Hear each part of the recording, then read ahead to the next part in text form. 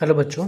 तो class 10th की maths प्रश्नावली 3.1 का दूसरा सवाल। ठीक है, अनुपातों A1/A2, B1/B2 और C1/C2 की तुलना कर ज्ञात कीजिए कि निम्न समीकरण युग्म द्वारा निरूपित रेखाएं एक बिंदु पर प्रतिच्छेदित करती है, समांतर है या समपाती है। ठीक है, अपने को ये चीज़ पता करनी है A1 और A2 का तुलना करके। तो देखिए, मैं यहाँ पे तुलना करने में क्या होता है, इसके पहले में अगर हम देखेंगे तो A1 क्या है, 5 है। ठीक है, पहले वाले समीकरण ये A1 है, ये B1 है, ये C1 है। नीचे वाला ये A2 है, ये B2 है और ये C2 है। ठीक है, ये वाला ध्यान रखना, ये A1 B1 C1, A2 B2 C2। तो A1 अपन A2 क्या हो जाएगा, 5/7 हो गया। और ये कितना हो जाएगा, B1/B2 माइनस का 4/6। क्या ये दोनों बराबर आ रहे हैं? ये 5/7 और ये माइनस का नंबर, ये प्लस का नंबर वैसे भी नहीं है। ठीक है, ये दोनों बराबर है क्या, नहीं है। अगर ये दोनों बराबर नहीं है तो अपन क्या कहेंगे, A1/A2 B1 B2 के बराबर नहीं है। बराबर नहीं का साइन इस तरह का, ये तो बराबर हुआ और इसको काट ले तो बराबर नहीं।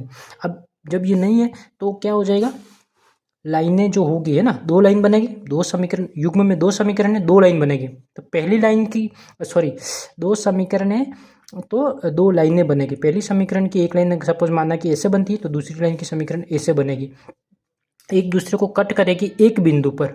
ठीक है, जब भी A1/B2 A1/A2 B1 B2 के बराबर नहीं है तब इस तरीके की लाइनें बनेगी। इसको हम बोलते हैं प्रतिच्छेदन रेखाएं। क्या बोलते हैं इसको अपन, प्रतिच्छेदित रेखाएं। ठीक है, एक दूसरे को लाइन कट करते उसको प्रतिच्छेदित रेखाएं। पता पड़ गया यहाँ से अपने को। इसी तरीके से अपने को दूसरा सवाल भी है। इसमें क्या है, देखिए इसमें दे रखा है और इसके हल कितने होंगे, एक हल होगा। ठीक है, हल पूछ लिया जाए क्या बोलेंगे, एक हल होगा।